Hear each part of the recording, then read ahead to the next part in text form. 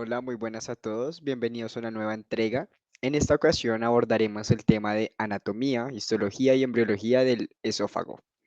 Este tema es esencial para comprender las patologías que afectan el esófago y otros órganos del sistema digestivo. Nosotros somos el amado rincón de la medicina y esto es la anatomía, histología y embriología del esófago. Empecemos. Listo, el contenido de hoy vamos a hablar un poco de la introducción, más bien la función del esófago. Seguimos con la anatomía, histología y terminamos con la embriología. Listo. Con respecto a la función del esófago, su primera función es el paso del bolo alimenticio desde la laringofaringe, que es la porción inferior de la faringe, hacia el estómago, su porción superior, que es el cardias. Aquí vemos un video a la izquierda que nos muestra un estudio de la deglución, que es para diagnóstico de la disfagia. Se llama una videofluoroscopia. Su otra función son los movimientos peristálticos. ¿Y por qué es importante estos movimientos peristálticos? Porque aparte de eh, hacer pasar el bolo, también nos va a ayudar a compactarlo y también a disminuirlo. Un inicio de la digestión. A la derecha, en esta imagen, vemos una imagen que nos intenta mostrar pues, los movimientos peristálticos que son una serie de contracciones. Si vemos acá, se va contrayendo radialmente, es decir, alrededor del bolo y longitudinalmente. Entonces se contrae y se descontrae hasta llegar hasta su porción más proximal del estómago. Listo, iniciando con la anatomía, entonces decimos que el esófago es un tubo muscular que conecta la faringe, dijimos que la porción laringofaringe, con el estómago. Mide entre 25 a 30 centímetros. Si lo vemos, es un trayecto bien largo. Inicia en el borde inferior del cartílago cricoides y acordémonos que el cartílago cricoides está a nivel de C6 y termina a nivel de T11 o T12, aquí abajo. Entonces, si nos damos cuenta, el esófago va a atravesar pues el cuello, atraviesa el tórax a partir de aquí del diafragma y va a llegar al abdomen. El esófago también es importante decir que es menos grueso en las mujeres, no se desarrolla tanto en ellas y es un poco más grueso en los hombres. Con respecto al esófago tenemos tres porciones, una porción cervical, una porción torácica y una porción abdominal.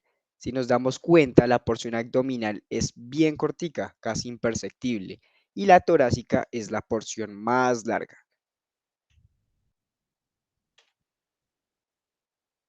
Listo.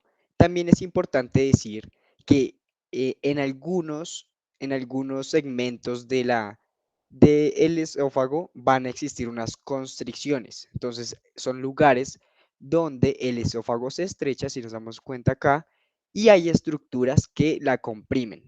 La primera constricción está a nivel de C6, C7, que se da pues la constricción cricofaringia. Entonces, la constricción cricofaringia se da por el tendón del constrictor inferior o músculo cricofaringio. Entonces, el músculo que va a recubrir la pared de la faringe en su porción más inferior, que es el constrictor inferior, nos va a dar esta primera constricción, que pues aquí va a estar el esfínter superior del esófago. Su segunda constricción es la aortobronquial. Entonces aquí hay algunas discusiones, algunos libros dicen que es aórtica, otros dicen que es bronquial, pero Netter dice que es aortobronquial. ¿Eso qué quiere decir? Que a este nivel, más o menos en T3, T4, la constricción la va a hacer la aorta y también los bronquios. O sea, ambos van a hacer la constricción de esta sección del esófago. Por último, tenemos la constricción diafragmática y pues la va a hacer el diafragma. Entonces, en el paso del esófago por el diafragma va a hacer una constricción el músculo del diafragma. Iniciando con la región cervical, entonces es importante ver las relaciones anatómicas. Entonces dijimos que el esfínter superior está dado por el tendón del constrictor inferior o tendón cricofaringio. Entonces, aquí no está representado la faringe, pero justo en este lugar estaría la laringofaringe, en el cual el constrictor inferior nos daría el esfínter superior. Entonces, el esófago está unido a la tráquea por tejido fibroelástico.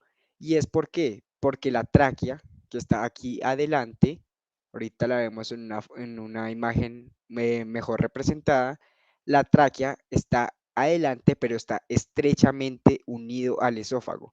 Y al estar tan unidos se crean estas uniones de tejido fibroelástico. Entonces, el esófago y la tráquea que está adelante está, están bien unidos. La relación siempre va a ser igual, o sea, la tráquea va a estar anterior y el esófago posterior. Esta es una imagen posterior. Entonces, tráquea anterior y esófago posterior. También nos damos cuenta que las carótidas comunes son laterales, están laterales también al esófago.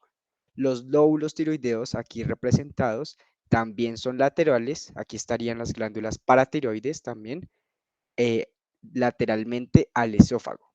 Posteriormente, y aunque no se ve aquí, estaría la columna vertebral en toda su porción, bajando hasta, dijimos, T11 o T12, que estaría cubriendo la parte posterior del esófago.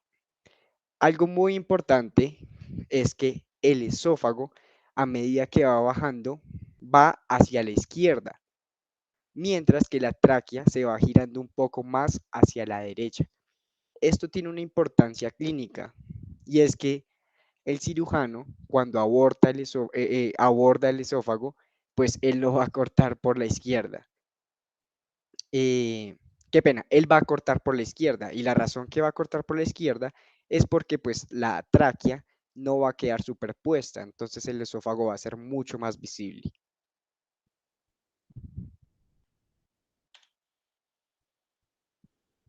Aquí, para mostrar lo mismo, entonces aquí sí vemos la laringofaringe, la porción más inferior de la faringe. Este es el músculo constrictor inferior y la parte más inferior, que es el tendón cricofaringio, es el que nos va a formar el esfínter superior. Aquí tenemos el esófago, tenemos la carótida común izquierda, tenemos la glándula tiroides, sus lóbulos laterales, tenemos también el arco aórtico, que pues más adelante en la porción torácica vamos a hablar un poco de ellos. Y la columna cervical aquí representada para mostrarnos que pues la columna va a formar la parte posterior del esófago.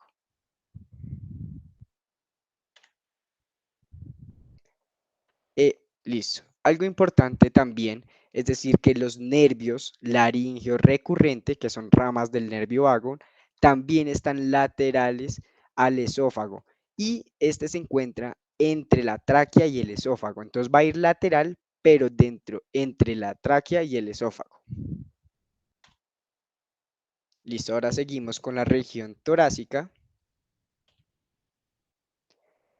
Listo, entonces la región torácica está dada mayormente por músculo estriado. El músculo estriado, como sabemos, sí puede ser controlado a voluntad.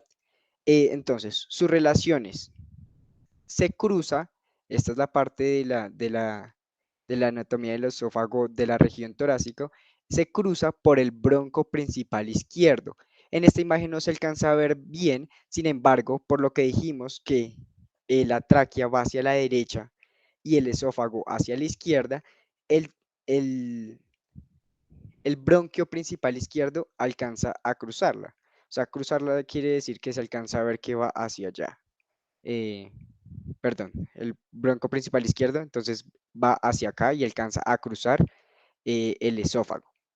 Vemos aquí también importante el arco aórtico. Entonces aquí tenemos el corazón, el arco aórtico que va lateral en su primera porción al esófago y a medida de que desciende, entonces la aorta descendente se va volviendo posterior.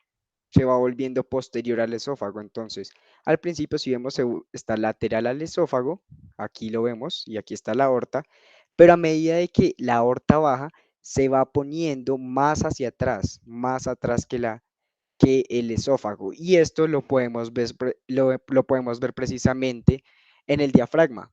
Pues porque en el diafragma anteriormente cruza el esófago, o sea, primero cruza el esófago y por atrás cruza la aorta.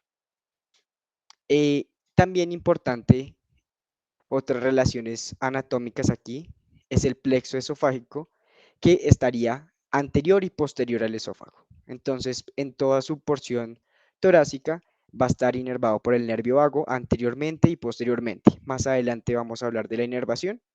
Y también la arteria pulmonar es anterior. Entonces aquí vemos que el corazón sale con sus arterias pulmonares, que son anteriores al esófago.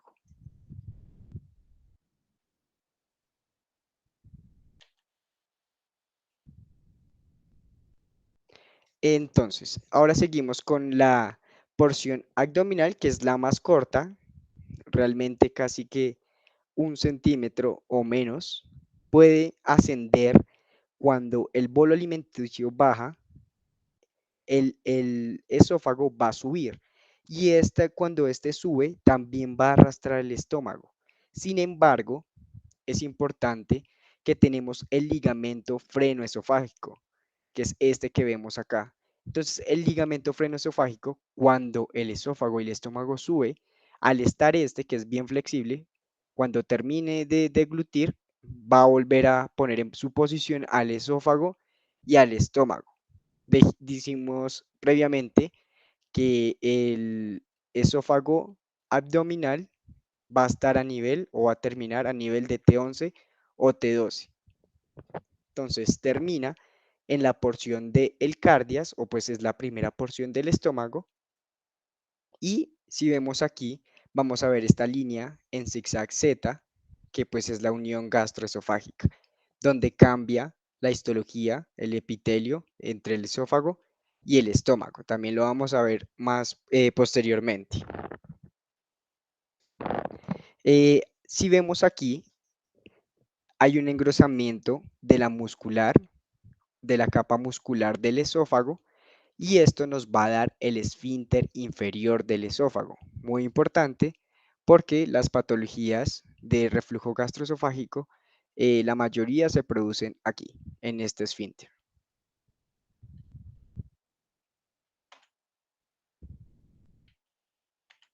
Listo, vamos con la vasculatura del esófago, empezando con la irrigación.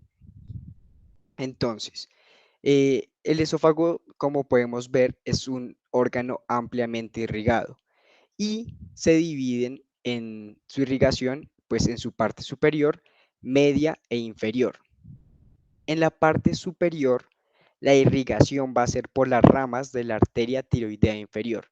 Si vemos acá, la arteria tiroidea inferior nos va a dar ramas que van a conectar al esófago.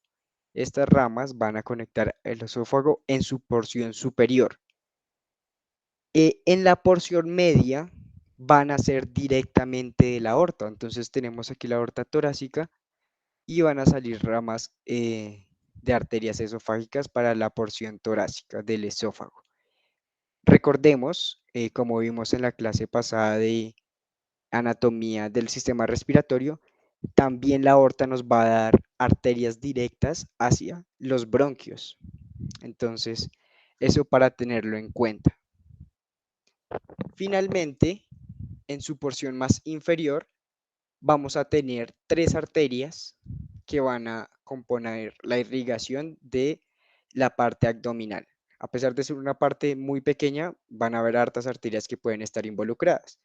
En este esquema tenemos la más importante, que es la arteria gástrica izquierda. Si la vemos aquí, van a haber ramas también para el esófago y pues para el estómago. Asimismo, también tenemos arteria diafragmática inferior y superior que no se ven representadas acá. Sin embargo, la más importante es la arteria gástrica izquierda.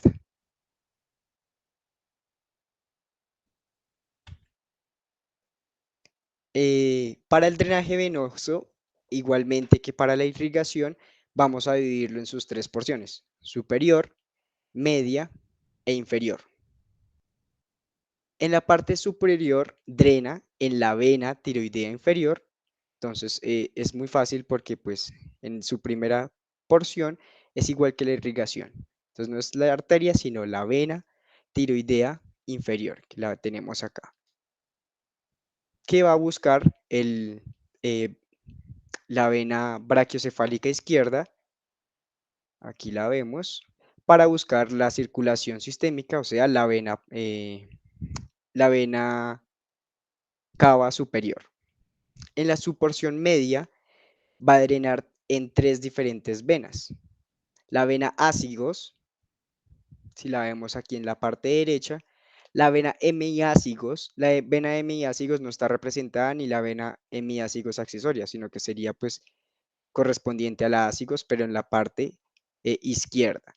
Entonces tenemos la ácigos, la hemiácigos y la hemiácigos accesoria, que van a drenar también la parte torácica del esófago. Y también van a buscar la circulación sistémica, es decir, van a ir a la vena cava superior para ir pues a la aurícula derecha. Eso con respecto a la superior y la media. Entonces, como lo mencioné, la superior y la media va a buscar la circulación sistémica. Sin embargo, la parte inferior va a ir a la vena gástrica izquierda. ¿Y por qué es distinto aquí? La vena gástrica izquierda, la diferencia es que drena en la circulación portal. Entonces, la parte inferior del esófago, el drenaje venoso, es en la vena gástrica izquierda, que va a drenar en la circulación portal. Esto es importante porque va a haber una anastomosis, es decir, una unión entre pues la circulación portal y la sistémica. Esto es de importancia clínica porque cuando hay una hipertensión portal o un daño hepático, aquí se van a dilatar estas venas, las gástricas izquierdas, y es lo que conocemos como varices esofágicas.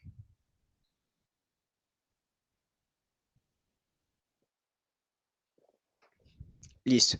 Con respecto a la inervación del esófago, entonces tenemos que estar dado por el sistema nervioso autónomo.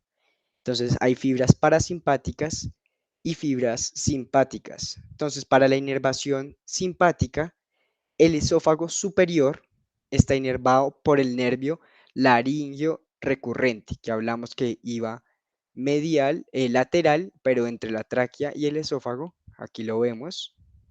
Entonces la parte superior está dado por el nervio laringio recurrente, que es rama del nervio vago, y la parte inferior está inervada por el nervio vago. Estamos primero hablando de la parte parasimpática. Entonces, si nos damos cuenta, la parte parasimpática va a ser vagal, o sea, por el nervio vago. Su primera porción por el nervio laringio recurrente y la demás porción por el nervio vago. Entonces, la función parasimpática está de iniciar el peristaltismo y aumentar la secreción glandular. Es importante decir aquí también que el nervio vago, a medida que va bajando, va formando unos plejos. Entonces, si nos damos cuenta aquí, en esta vista, están los plejos formados por el nervio vago. Y esto se da justo debajo de la carina o de la bifurcación pues, de los bronquios. Eh, Siguiendo a eso, después de los plejos, nos va a dar los troncos. Entonces, justo después de los plejos y en la parte abdominal, nos va a dar los troncos vagales anterior y posterior. Aquí los vemos. Aquí está el posterior y aquí está el anterior. Todo esto es hablando de la parte parasimpática. Aquí más adelante lo tenemos mejor. Entonces, la parte parasimpática, la parte superior, laringio recurrente, nervio vago, que va a dar después los plejos esofágicos. El plejo esofágico derecho va a dar el tronco vagal posterior, el izquierdo me va a dar el tronco vagal anterior y eso sería la parte parasimpática. La parte simpática va a estar dada por el tronco o cadena simpática, y esto viene de la médula espinal, específicamente de los ganglios cervicales. Aquí tenemos ganglios torácicos que también son parte de de esta misma parte simpática, pero también vienen de los ganglios cervicales. Entonces, la parte simpática va a venir de dos aspectos, de los ganglios cervicales y de los ganglios torácicos. Y nos va a dar pues la inervación de todo el trayecto del esófago para su parte simpática. Entonces, esto va a ser lo contrario a lo parasimpático, va a parar el movimiento y va a disminuir la secreción.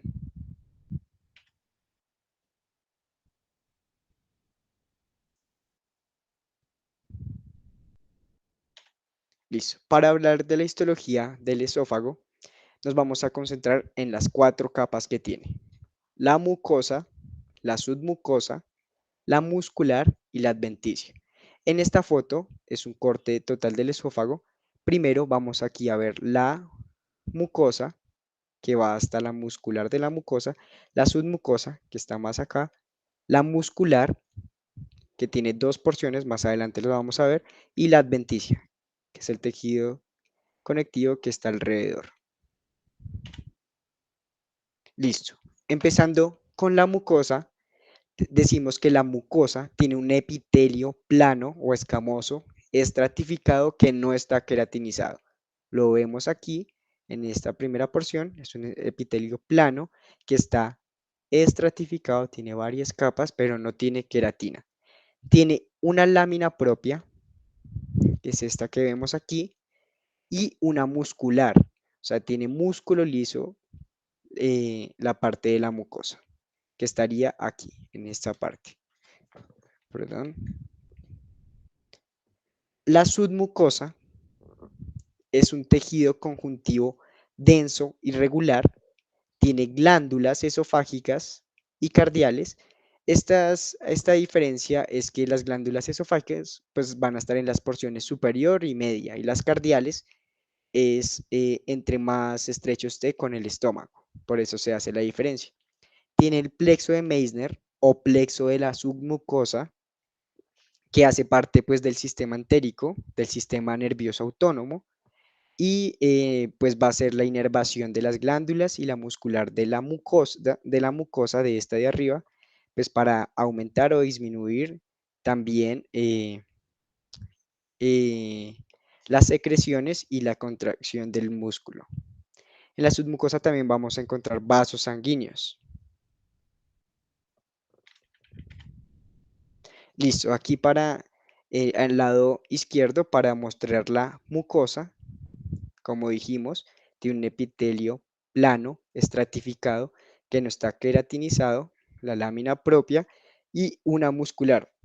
Aquí podemos ver las fibras de músculo liso en toda esta porción. Al lado derecho ya podemos ver la submucosa. Entonces, si nos damos cuenta, aquí está el músculo, la muscular de la mucosa. Entonces ya sabemos que esto es mucosa, y aquí hacia abajo es la submucosa. Tenemos glándulas, como lo vemos aquí, tenemos vasos sanguíneos, tenemos el tejido conjuntivo denso en toda esta porción. Siguiendo con la muscular, tenemos dos capas de la muscular. Una muscular que es circular interna y longitudinal externa. La circular interna es solamente de músculo liso. Sin embargo, la longitudinal externa, que es la capa más externa de la muscular, se va a diferenciar también en las tres partes del esófago. Si es más superior, decimos que es solamente de músculo estriado. Si es en la parte torácica, decimos que es mixto, es decir, que tiene músculo estriado y músculo liso. Sin embargo, en su última porción, solamente es de músculo liso. Si nos damos cuenta acá, sería una combinación entre músculo estriado y músculo liso. Entonces diríamos que está en la segunda porción del esófago, porque podemos ver que la longitudinal externa sería de músculo estriado y liso. También importante decir que en la muscular está el plexo de Auerbach. El plexo de Auerbach, al igual que el anterior plexo de Meissner, hace de parte del plexo entérico, parte del sistema nervioso autónomo. Y pues este va a controlar la motilidad del tracto gastrointestinal, no solamente el esófago. Estos dos plexos van a estar en todo el tracto gastrointestinal y van a ser independientes al sistema nervioso autónomo simpático y parasimpático. Importante decir que esta muscular circular interna también forma parte del esfínter esofágico superior e inferior. Entonces, ese engrosamiento que vimos anteriormente es de la circular interna, es la parte más gruesa. Y este ensanchamiento superior e inferior es lo que nos va a dar los esfínteres esofágicos. Siguiendo con la adventicia, decimos que es tejido conjuntivo que sirve para adherirse pues a los elementos o órganos que están alrededor del esófago, como dijimos, que hay esa fibra, las fibras fibroelásticas entre la tráquea y el esófago están dados por la adventicia. En la parte del abdomen puede cambiar de tejido conjuntivo a una serosa y eso es porque pues ya es parte del abdomen. La túnica adventicia contiene también tejido graso. Ahí se ubican también los nervios periféricos, ganglios linfáticos y vasos sanguíneos. Aquí más adelante lo representamos. Entonces, aquí, para representar la mucosa, sus dos porciones, esta porción hacia arriba sería la circular interna y esta porción hacia abajo sería la muscular longitudinal. Como dijimos, esta porción es la que nos va a dar el esfínter, que es más gruesa, y esta porción es menos gruesa, no nos va a dar el esfínter, pero según su porción, si es superior, media o inferior, va a ser mixta, liso o estriada. Aquí al lado derecho vamos a ver la adventicia, como dijimos, tiene tejido adiposo. Si vemos aquí, tiene bastante tejido adiposo, tiene tejido conectivo denso y también podemos ver en algunas secciones tenemos vasos sanguíneos.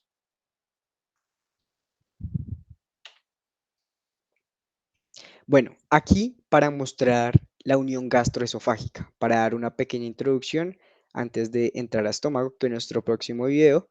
Entonces, a este lado, si nos damos cuenta, vemos el epitelio plano, estratificado, no queratinizado, que se caracteriza el esófago, y al lado derecho, casi abruptamente, empezamos a ver un epitelio que es cilíndrico simple.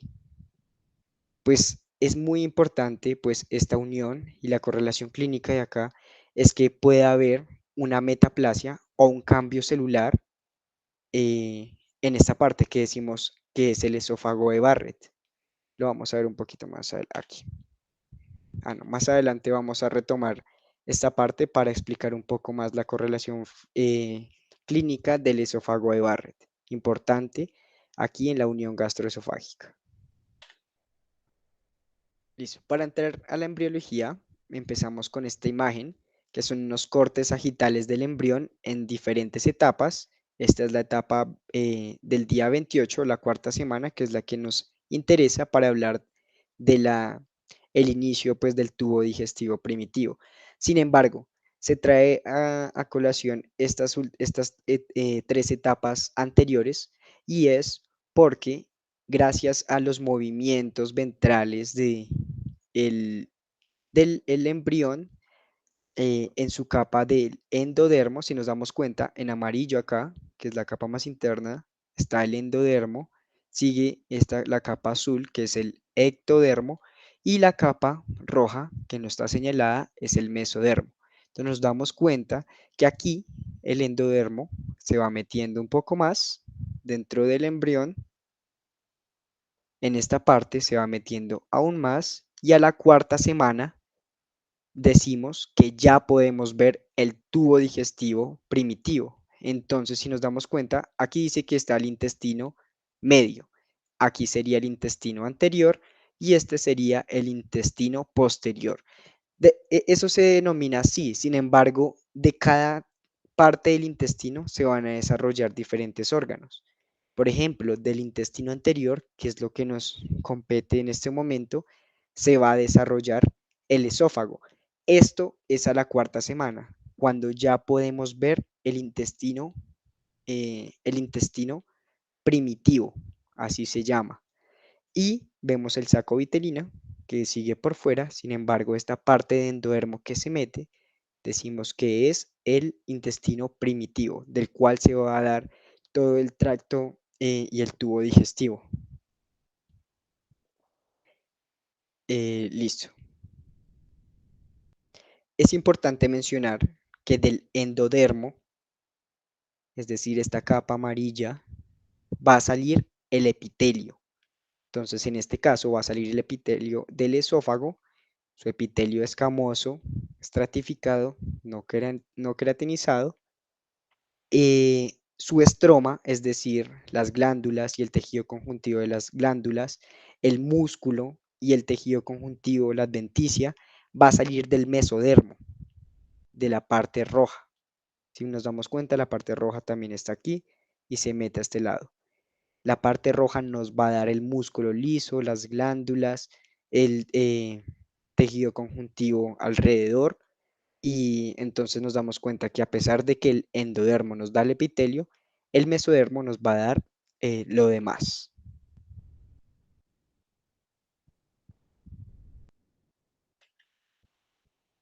Listo. Porque es importante mencionar pues la embriología. Y aquí viene la primera correlación, la correlación clínica. Y es que a la cuarta semana, a la misma semana en la cual se puede ver el intestino primitivo, es en esa misma semana se empieza a ver un divertículo respiratorio. ¿Qué significa eso? El divertículo respiratorio, en esta parte del intestino anterior donde se está formando el esófago, se va a formar este divertículo respiratorio. Ese divertículo respiratorio es como los inicios de la tráquea, por decirlo así, o los inicios del tracto respiratorio. Ese divertículo respiratorio va a abrir un tabique traqueoesofágico. O sea, va a haber una comunicación entre esófago y lo que posteriormente va a ser la tráquea.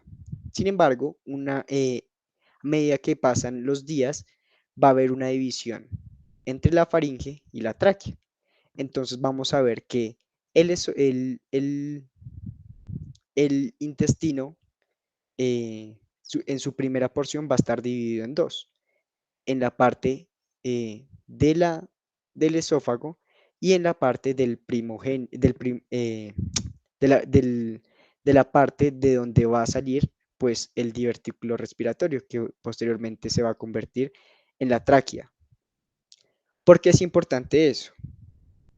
Es importante porque una anomalía en esta etapa del divertículo respiratorio en el cual el cierre no va a estar bien hecho, van a salir las anomalías esofágicas, en donde vemos pues atresias esofágicas, siendo la más común esta primera, en la cual el esófago se cierra en su parte proximal, pero en su parte distal va a haber una fístula con la tráquea. Las otras son menos frecuentes, pero también pueden suceder. Y es en esta parte, en la cuarta semana, cuando se está formando el divertículo respiratorio y no se cierra bien el tabique. ¿Esto también qué va a formar? Si nos damos cuenta aquí, el esófago en su parte más proximal no tiene un paso. Esto va a hacer que pues el embrión, el feto, no pueda tragar líquido amniótico. Entonces, ese líquido amniótico que él no puede tragar se va a acumular pues en el saco amniótico. Esto nos va a provocar un polidramnios, es decir, acumulación de pues más líquido amniótico en el saco amniótico.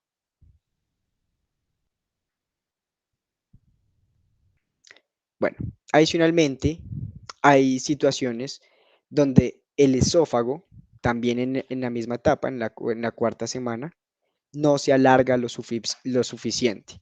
Entonces, ¿qué pasa si el esófago no se alarga?